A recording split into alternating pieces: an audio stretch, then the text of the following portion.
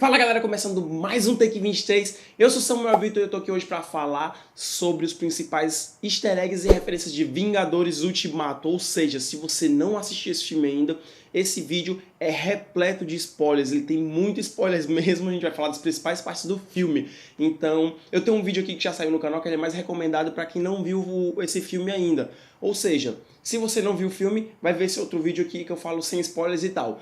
Mas se você não tem problemas com spoilers, ou já assistiu esse filmaço, fica aí porque o vídeo tá super bacana. Então, sem mais enrolação, bora pro vídeo. Bom, o primeiro detalhe que eu observei nesse filme é logo no início ali, quando o Capitão tá naquele grupo de apoio, conversando com essas pessoas que sobreviveram após o estalo, meio que buscando uma forma de viver essa vida, se reconstruir e superar. Um das pessoas que participam dessa interação com o Capitão América é um dos diretores do filme, o Joe Russo, um dos irmãos. Ele tá lá nessa cena e conversa com o Capitão. Ele tem até um bom tempo de cena e é legal a gente ver, e pra quem não percebeu, aquele cara que tá conversando diretamente com o Capitão, ele é um dos diretores do filme.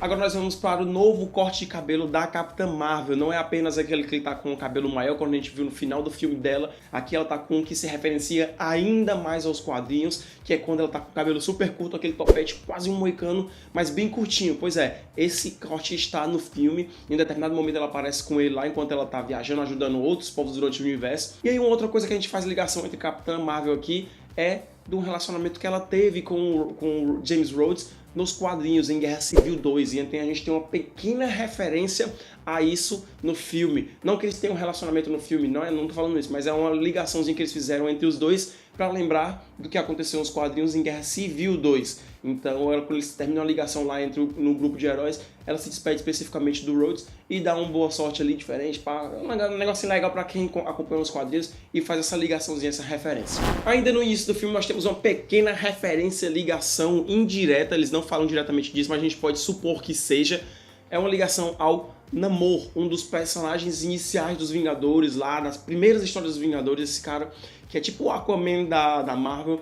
Eles fazem uma ligaçãozinha meio que indireta a ele quando falam que foram detectados tremores na água, e a Okoye ela fala que não precisa se ligar disso, isso é besteira, não tem relevância. E o que é legal também é que se faz outra ligação, que é justamente entre o Namor e o Wakanda. Ele e o T'Challa têm uma rivalidade muito grande, ou seja, as suas duas nações, o Wakanda e Atlantis, ela tem ali uma rixa, meio que se falando assim. E isso, além de fazer uma ligação ao Namor, faz ligação a essa briga entre as duas nações. Aí nesse filme nós temos a inserção do Professor Hulk, as duas personalidades, Hulk e Bruce Banner, se misturam e fazem um meio termo. Aqui nós temos a junção apenas do Banner com o Hulk normal. E aí nós temos uma personalidade intermediária, que é um cara brincalhão, forte, inteligente pra caramba, extremamente carismático, mas com o físico do Hulk. Lógico que aqui a força dele não é equiparada, ele é um pouquinho mais fraco que o potencial do Hulk original, mas ainda assim muito forte.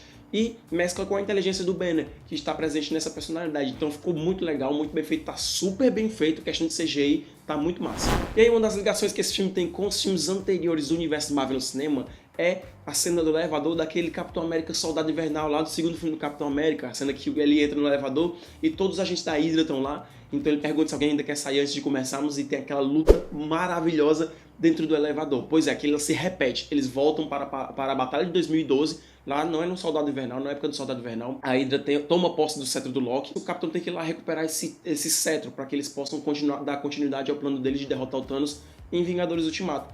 E aí ele entra no elevador, a cena se repete exatamente como o Soldado Invernal, mas ao invés de ele lutar contra todo mundo, ela faz uma outra referência ao Vingadores, a uma série dos Vingadores nos quadrinhos, que é a saga do Império Secreto, em que o Capitão América se revela um agente infiltrado da Hydra. Ao invés dele resolver aquilo ali brigando com todo mundo novamente, eles fazem ligação com esses quadrinhos, em que ele se vira pro cara lá, o que tá responsável pelo cetro, e fala: "Hey Hydra".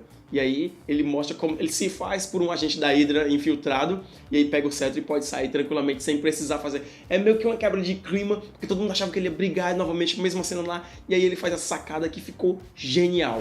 E uma brincadeira legal que esse filme faz, voltando ao passado, é você rever cenas importantes do MCU. Nós temos aqui 3 pontos específicos, que é o Vingadores 1, lá de 2012, na Batalha de Nova York, o Thor 2 e também o Guardiões da Galáxia 1. Então são pontos específicos desses 3 filmes que são legais de a gente ver, meio como se fossem bastidores. Então, na Batalha de Nova York em 2012, nós vemos por um outro ângulo as coisas que acontecem ali, então é legal a gente ver isso como se estivesse vendo dos bastidores. No Thor, a gente também vê essas cenas acontecendo lá do Thor Dark World, né, o Mundo Sombrio, meio que dos bastidores. E no Guardiões da Galáxia a gente tem a cena do Peter Quill lá no começo dançando para pegar o Orb. É muito legal ver essas cenas por outro ângulo. Numa das voltas ao passado, o Tony Stark ele retorna para a época lá da SHIELD, em 1970, alguma coisa assim, em que ele acaba reencontrando o pai dele, tem uma conversa muito emocionante, é muito legal essa parte do filme, e dentro disso a gente tem alguns lances interessantes para ver ali. A gente vê o Howard Stark mais jovem, tem um capacete do Homem-Formiga clássico, praticamente igualzinho ao que a gente viu nos quadrinhos, aquele antigão, tem uma referência a ele em que ele tá lá na bancada do Hank Pym.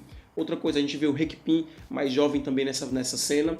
E temos a cena do Stan Lee, em que ele passa lá com o visual dele dos anos 70, aquele bigodão, cabelão passando, e o óculos Ray-Ban dele clássico, ele passando num carro.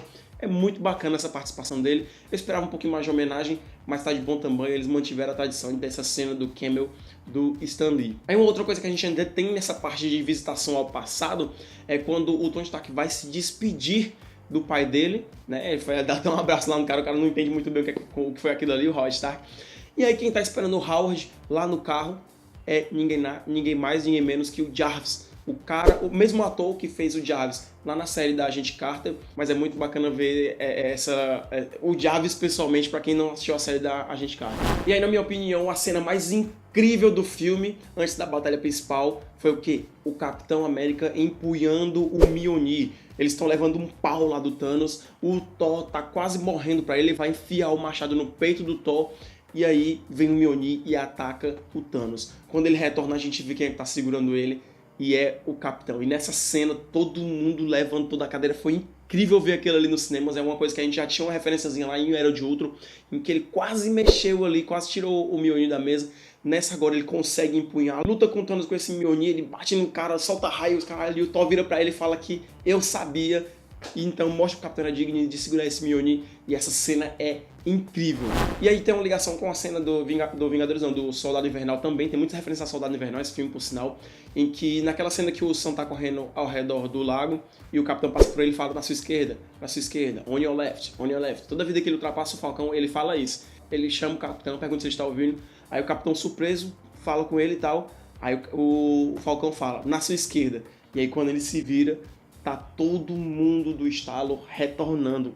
Cara, é incrível, impagável. Os portais do Doutor Estranho lá sendo abertos e todo mundo passando por eles. Todo o exército de Wakanda, os heróis voltando, a Wanda, Homem-Aranha, Falcão, o Buck, todo mundo retornando. Doutor Estranho, Wong, incrível, impagável essa cena. Os Guardiões também retornando. E aí, além disso, nós vemos a Pepper Potts vindo com a armadura da Resgate. A gente tinha pontos nesse filme que fazem referências a isso, mas pela primeira vez nós vimos ela utilizando. Já teve uma brincadeira com isso lá em Homem de Ferro 3, em que ela bota a armadura do Tony Stark, mas é só fazendo uma referência. E nesse a gente vê ela com o uniforme azul lá, muito irado, da Resgate. É impagável. E aí o clímax dessa batalha, logo no início, quando o Capitão vê todo mundo aquilo ali, ele finalmente falou Avengers Assemble, que é Vingadores Avante. Eu esperava que ele gritasse com mais empolgação, mas ele ficou tipo, Vingadores Avante, ficou bem neutro para esse momento incrível, mas eu acho que pelo que a gente estava esperando, beleza, tá pago, valeu ver isso aí nas telas do cinema. O Thanos, ele consegue pegar a manopla e ele vai estalar o dedo novamente para vencer os Vingadores, então ele estala o dedo e não acontece nada, porque nesse momento o Tony Stark tinha lutado com ele e conseguiu pegar as joias que estavam na manopla e colocou numa manopla que ele tinha feito para ele. E aí quando a gente vê o Tony Stark empunhando uma manopla diferente, usando aquelas joias, é épico, é um absurdo. E aí o Thanos tinha falado, eu sou inevitável. E o Homem de Ferro fala o quê? Eu sou o Homem de Ferro.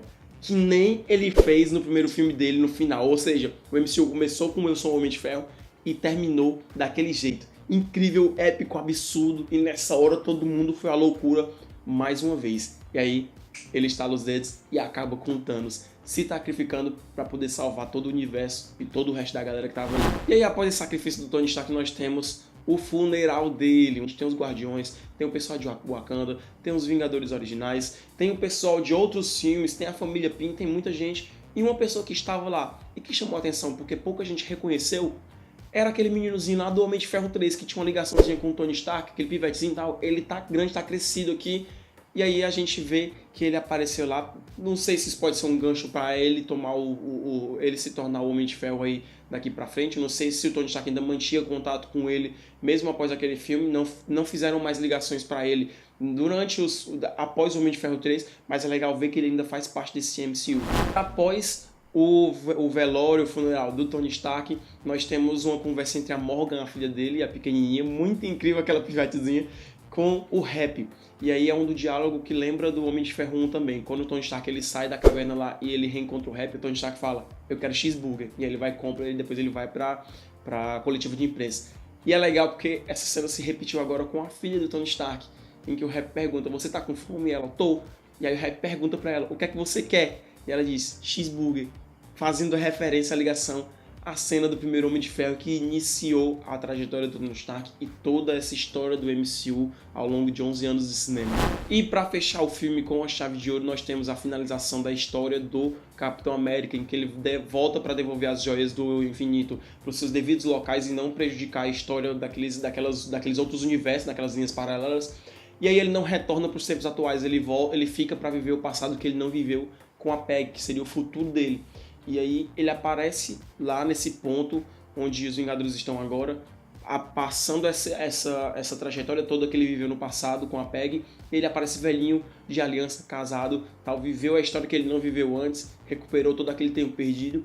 E aí temos a passagem do manto de Capitão América para uma outra pessoa. Ele pega o escudo e o escolhido é o Sam Wilson, o Falcão. E aí eles têm um vínculo muito grande, têm mais ou menos as mesmas ideias, os mesmos ideais, e é a pessoa certa para ser passada esse manto. E aí o Capitão pergunta, como é que você se sente com o escudo? E aí o Falcão fala, eu me sinto como se tivesse um outro dono.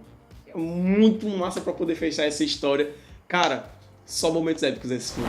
Então é isso, galera. Se você gostou desse vídeo, já sabe, deixa aqui o seu like, porque ele é muito importante pro canal. Se não é inscrito, se inscreve e ativa o sininho das notificações para não perder nenhum vídeo novo, é vídeo novo toda semana. Ainda vou sair mais coisas com Vingadores, pode ter certeza. Eu tenho certeza que a gente vai ter mais vídeos sobre Vingadores, tem muita coisa pra falar ainda. Compartilhe esse vídeo com seus amigos que já assistiram esse filme ou que não tem problemas com spoiler, porque tá muito bacana, deu um trabalhozinho pra fazer e eu gostei bastante de gravar isso aqui pra vocês. Eu vou ficando por aqui, eu acho que é isso. Te vejo na próxima. Valeu, falou!